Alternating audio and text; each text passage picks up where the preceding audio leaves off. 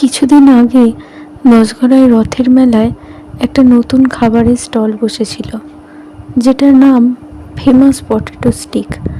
আগে কোনো দিন এই খাবারের স্টলটাকে মেলায় বসতে দেখিনি। খাবারটা বানাচ্ছিল তখন আমার মনে হলো ভিডিও করে নিলে আমিও হয়তো পরে বানাতে পারবো। তাই ভিডিওটা করলাম আর তোমাদেরকেও দেখাচ্ছি। বানাতে গেলে প্রথমেই ওই স্প্রিংয়ের মতন আলুটাকে কেটে নেওয়া যাবে এমন ওই যন্ত্রটা লাগবে। তারপর আসছে কোটিংয়ের পালা।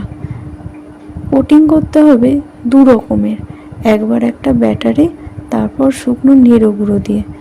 এরপর আসছে ভাজার পালা। ভাজার কড়াইটাও একটু অন্যরকম, চার চৌকো মতো, নাহলে এই লম্বা মতো জিনিসটাকে ভাজতে পারা যাবে না।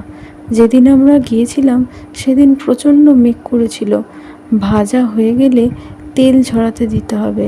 এইভাবে তেল ঝরানো হয়ে গেলে তারপর নানান রকম মশলা একটু ছড়িয়ে দিতে হবে। তারপর মেয়োনিজ আর সস দিয়ে গরম গরম পরিবেশন করতে হবে।